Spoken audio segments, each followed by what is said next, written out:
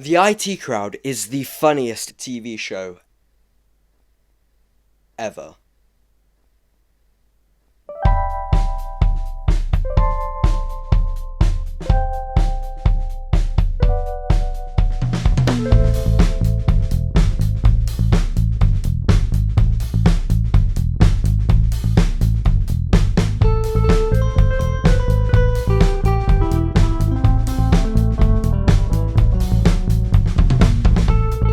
I've seen a lot of TV shows. None of them even come close to how funny the IT Crowd is. I've always thought this show should have a bigger fan base. Don't get me wrong, people love this show. But I feel like it's never really been as big as other British shows like The Office or The In-Betweeners. Now before I begin, I just want to say I am not an expert. But I'm gonna speak like one.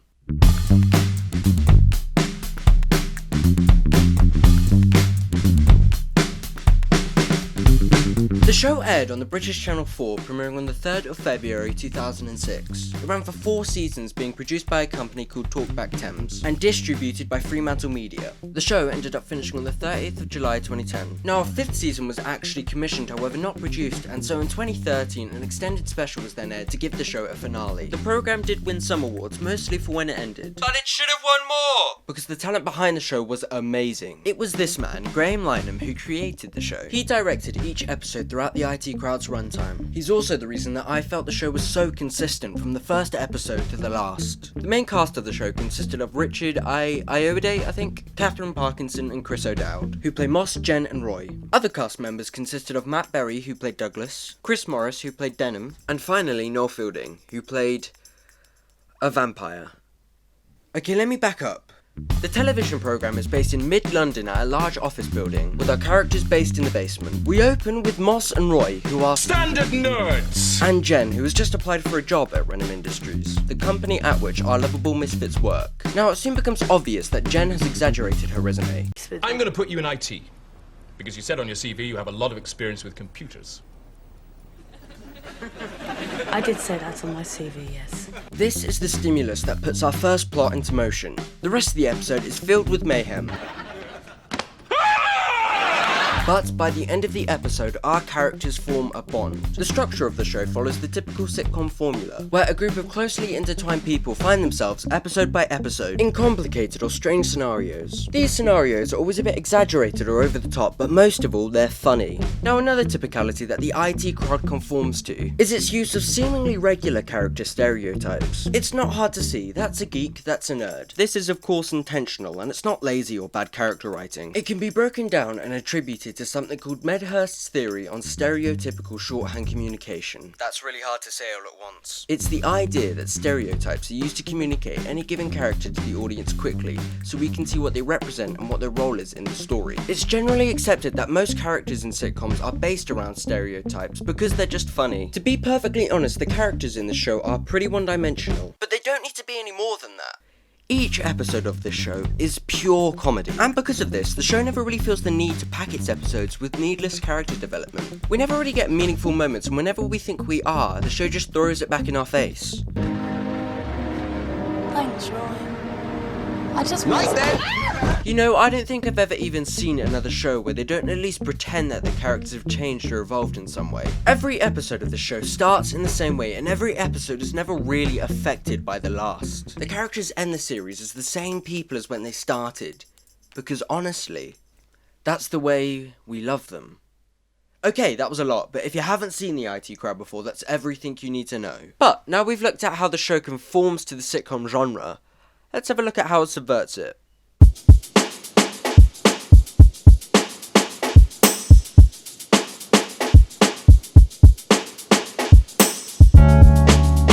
Now, firstly and obviously, the show gives us as audience members the perspective of the outsiders and the losers. I know what you're gonna say, and yes, it's not unheard of for sitcoms to have one or two of their main characters to be a bit more unappealing, but every one of the IT Crowd's characters has at least one major flaw. In so many shows, we follow these groups of handsome, cool people who are just likeable. The kind of people that the audience would want to be friends with. That's of course not realistic. Most people, most real people, are pretty weird. Now what the IT crowd does is represent this realism. More than anything, it does this through not feeling the need to pack its episodes with attractive looking people. Now don't get me wrong, these actors aren't unattractive, but their characters are. You see this throughout English television. England's typical representation method of packing its shows with regular looking people helps the audience with relatability to its characters. I'm not saying America's more unrealistic depiction is worse. It helps with ideas and themes like desirability or escapism. But with the sitcom format, I believe the IT crowd's ugliness is just better. We as audience members are supposed to see ourselves in those depicted on screen, feel the embarrassment, shock, laughs alongside our characters. And when they look like us with similar flaws or doubts, it's easier for us to sympathise. Let's look at a second way in which the IT crowd subverts the codes and conventions of the sitcom genre. Simply put, this show lacks a straight man. The straight man is the characterization of a grounded person in a comedy. They're the person for the jokes to play off. They're also the person to juxtapose the nonsense. Most shows have one. It's the office's Jim or Community's Jeff. Now it could be said that this role could be filled with the character of Jen, and at first this does seem the case. She's the only one that doesn't seem to be a complete loser. But as the show goes on, we see that Jen isn't that at all. By herself, she is perfectly capable of being absolutely ridiculous. Idiots! What are you doing? You stupid little Oh, you think you're a big man? Shoes! Well, you're not! You're nothing but a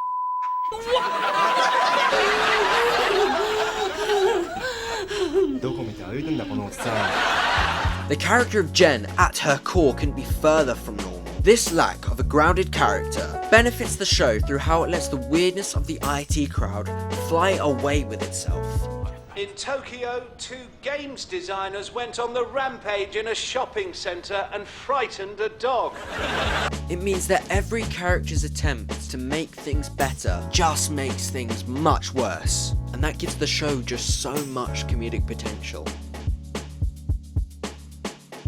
One final subversion I would like to talk about is the show's embrace of the truly ridiculous. Most sitcoms excel in presenting relatable scenarios to the audience, but then tweaking them a little bit just to be slightly more extreme. This has the effect of giving the scenarios better comedic effect. Now what the IT crowd does is takes this idea and adds like a third step. It follows with the conventional scenarios in terms of relatability, then extreme, but then it adds absolutely insane. Okay, here is an example. Take the episode Moss and the German. We start off with everything normal, as all episodes do. Moss and Roy are watching a movie, something not out of the ordinary. The episode develops soon after when Moss has a breakdown after realizing that they are just as good as an old married couple. You're my wife, Roy. You're my wife. You're my wife. We should be married to ladies, but we're married to each other. You're my wife. And that the two should spend more time with other people. Now, this is the relatable step of the scenario. Most people will be able to link this to something that's happened in their own lives. The next stage is the extreme, shown when Moss decides to help his social life by, of all things, signing up for German cuisine lessons. This is where most sitcoms stop in order to keep some semblance of relatability with there still being a good comedic potential. But no! This show isn't done yet. It is soon revealed that the man teaching the cooking lessons is a cannibal. He doesn't want to teach Moss to cook, instead, cook him. Morris Moss. He sounds delicious. Do you see what I mean? Now, I won't spoil the rest of the episode because it is genuinely hilarious, but I did just have to give you an example. Now, these subversions of the sitcom genre are one of the reasons that I believe the IT crowd isn't just a sitcom, but in turn a parody of a sitcom. The show is constantly poking fun at the cliches of the genre. More than words could say. I'd give anything to see her walk through that door right now.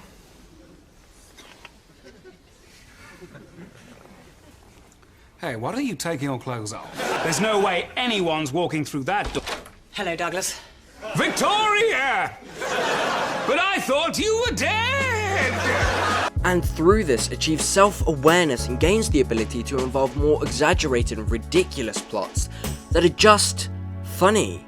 This meta-comedy throughout the IT Crowd and its stories gives the show personality, and most of all means that you can't get bored. Everything that happens on screen is so bonkers and non-stop I can't go to prison, Roy. They'll rape the flip out of me. that it just instantly puts you in a good mood. Just watch the show.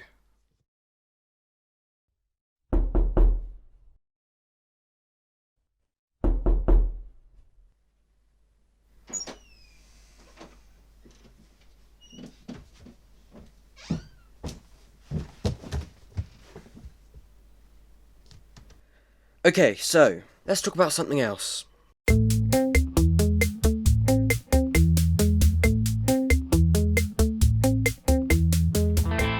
If I had to compare the show's likeness to another, I would pick the show Community. Both shows love insane plots that morph into something truly original and unique.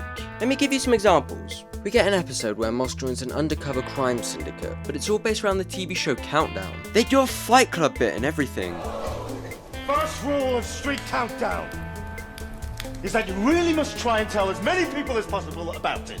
It's a rather fun game, and the more people will tell about it, the better.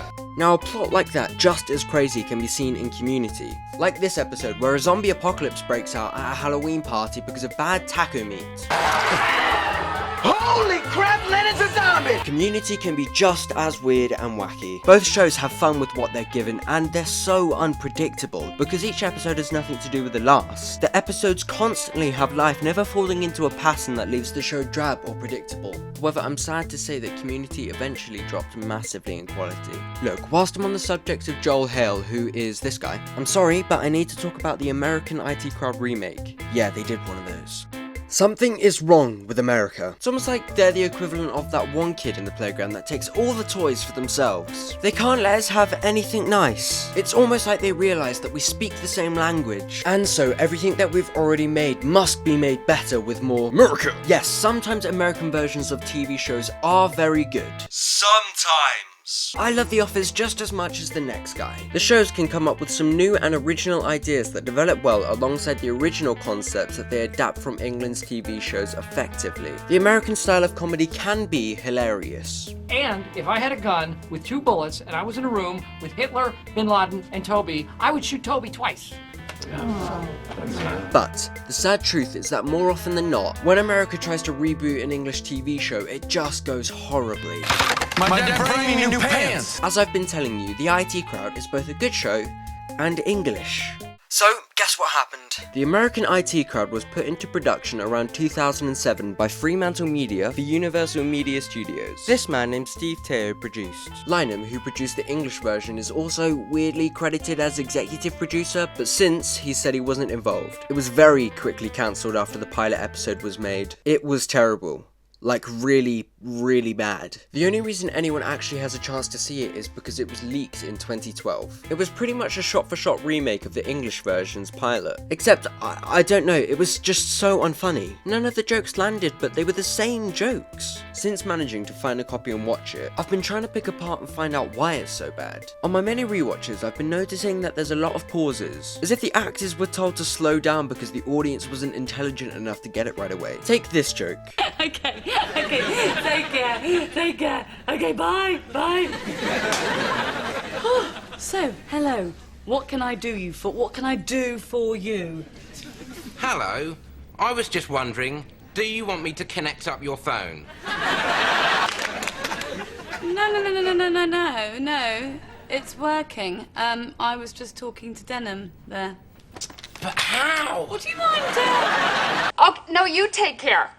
Okay, I will. All right, I'll talk to you soon. Bye-bye. Oh. So what's up? Hello. I was just wondering, do you want me to connect up your phone?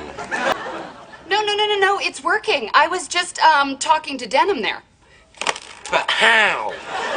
I mean, that's the same actor saying the same line. The delivery is obviously much worse. It doesn't take a genius to see that. In the context of the episode, the pauses left time for the audience to get bored, and the joke was way less funny because of it. I mean, not just here, but throughout the episode, everyone seems to be giving a really bad performance. I know at least 2 of these actors are good, so that tells me it's the directing. The imposed style in which the cast has been told to behave really doesn't suit the show at all. There wasn't any subtlety anywhere, and it drained the episode. As said, the show starred Joel Hale about a year before he started his work on Community. This handsome devil was supposed to be playing Roy.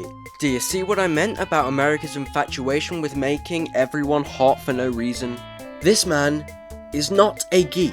Jen was also made hotter, with the actress Jessica St. Clair. However, Richard Ayoade was kept on for the character of Moss, which I found was just strange. Although the man is seriously funny, with the new tone that the show was going for, this remaining fragment of the original just felt odd. America tried to start the show from scratch again in 2014, but that went nowhere. And so now most recently, a third attempt made by NBC was confirmed in January 2018. This one will apparently finally feature Lynam back as creator. One last thing to say is that the show, strangely, got a German remake. This was starring...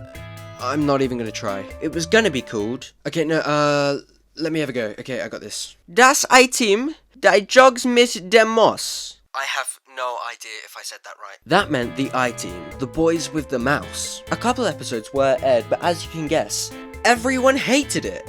But me?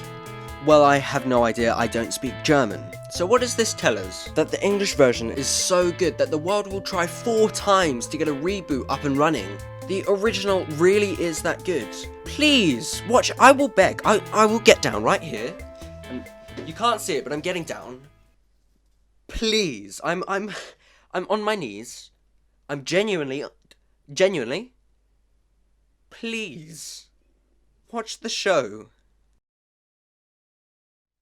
Boom, boom, boom, boom, boom, boom, boom, boom.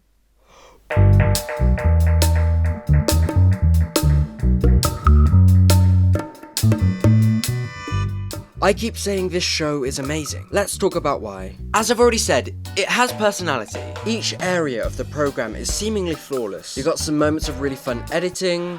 He doesn't look like a magician. He does. He doesn't. He massively does. He does, Jen. Oh, shut up.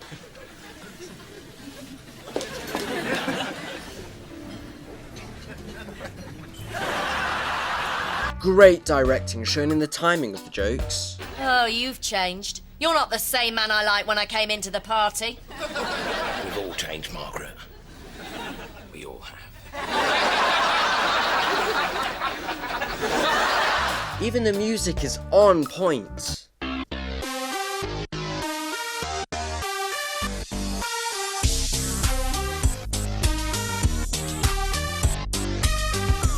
So far, I haven't really talked about the acting. Everyone gives an incredible performance. They feel like they are those characters. Anytime dialogue or performances seem corny or campy, it's all on purpose in order to give emphasis on the wackiness of the situations. As well as this, the previously mentioned meta-comedy gives the show the ability to use large amounts of intertextuality. This is utilized through how the show uses parody as a weapon to take away the dignity of those that they're making fun of. To point out how, in reality, these cliches that we've all gotten used to are pretty nonsensical. Hello, Jem. Who is this? That's not important right now. Well, it says Moss on my phone. This use of intertextuality of course relates to the target audience being comprised of mostly nerds. That's not to say that non-geeks can't enjoy this show. There's something here for everyone. If I had to sum the show up in one word, it would be... silly? There's at least one part in every episode where something that happens is so berserk that you just have to commend the creators for having the guts to do it. This point is nowhere more exemplified than in the opening of the funniest episode of TV I have ever seen. Season 2, Episode 2. The Golden Child. This is a warning! I am going to spoil this episode. No other show anywhere that I have ever seen does what I'm going to talk about to the same extent. This one scene is a perfect example of why I have so much respect for this show. Please watch this episode and then come back. Or you know, you can stay just know you're a monster. Before I go on, I just want to emphasize that at this point in the show's timeline, there aren't many main characters. There's pretty much the main trio, then Denim, then that weird vampire guy. That's it. Okay, so we open up on a board meeting for Renham Industries. Different businessmen and women are talking to Denim about how well their company is doing. A profit so far this year of 1,800 billion. Splendid! Soon after, Denim's secretary comes in and says that there are some policemen here to talk to Denim about some irregularities in the pension fund. Denim isn't worried about this. He calmly asks for her to make them a cup of tea. Now, what happens next is so... Oh, right, just watch. I see. Could you make me a cup of tea, please, Stephanie?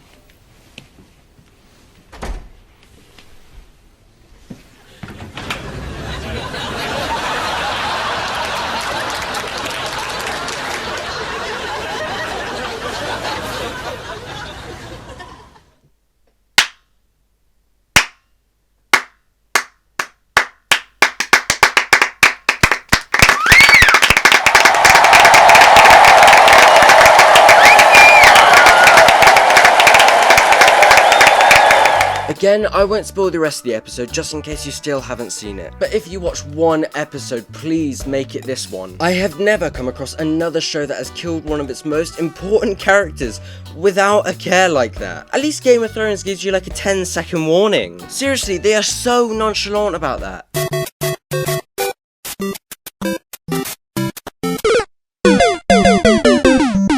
And it's one of the only characters that we actually get to know in season 1. Not only that, he's a good character. He was one of the funniest parts of it. And they just kill him.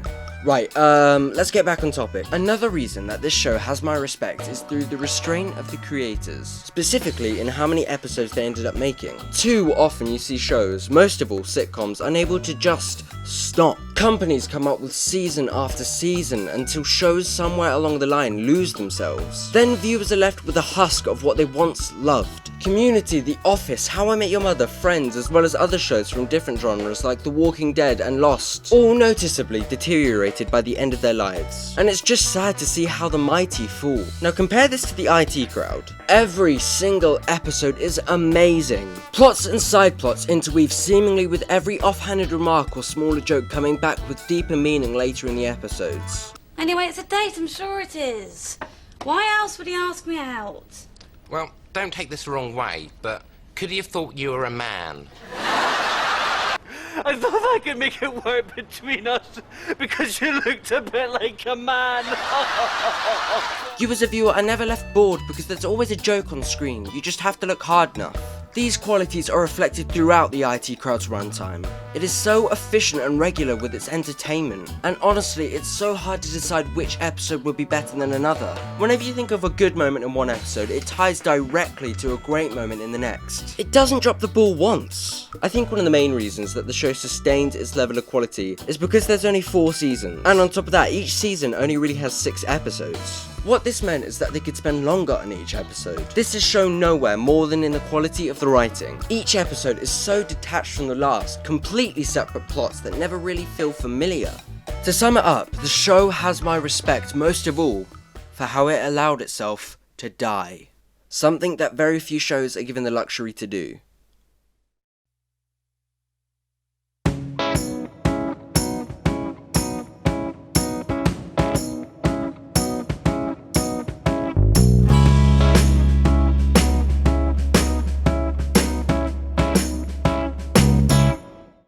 Yep, we're here. Nothing's perfect. Everything is problems. Now this is going to be difficult. I can't think of many things wrong with this show. If I was being really nitpicky, I would say that in the earlier seasons it could have been shot a bit better. But then at the same time, it's that shooting style that gives the show its atmosphere. It's a more realistic and morbid setting. Some of the jokes, if you're not from England, aka America, you might not get. Stuff like Countdown and Dragon's Den. Does America have Countdown? Or, you know, Heston Blumenthal? Do you guys have Heston? I mean, these same jokes will probably end up dating the show, but for now, they're still kind of relevant. I don't know, it's just they may not age well. But that doesn't matter. This is me really looking for problems. Gun to my head, that's what I'd say was wrong with the show. And now we're done. Wait, that was it? Okay then. Oh. Wow, that was short.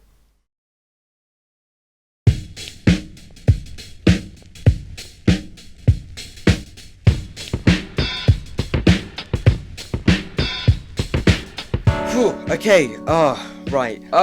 Okay, let's conclude this thing. To wrap this whole thing up, I just want to say that each episode of the show is instantly able to put a smile on your face. Where the show really hits its strides is in its most self-aware moments. I did plan on using this gun to take my own life, if it ever came to it. But as you know, in the end, I jumped out of a window.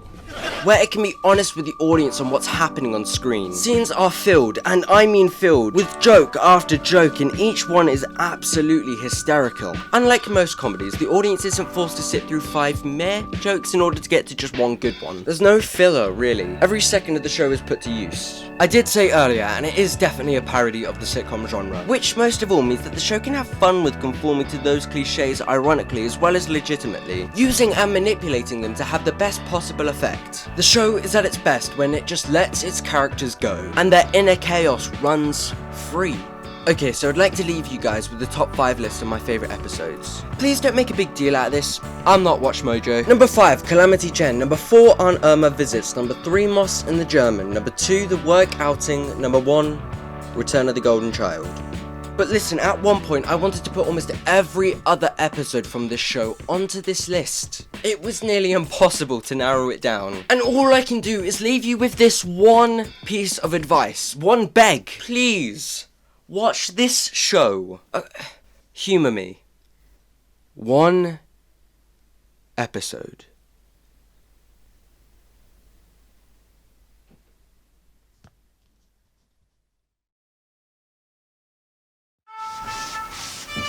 Hey guys, thank you so much for watching. If you made it this far, the video couldn't have been that bad. I've never made a video like this before. I've never made any video before, really. If you want to see more of them, and if you like them, genuinely please, consider subscribing or liking. I know everyone says that, but it would genuinely help. I've never made a video before, and I hope it turns out well. Haven't really got anything else to say.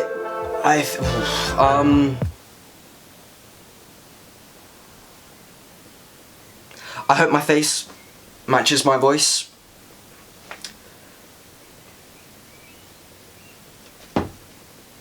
I'm gonna go.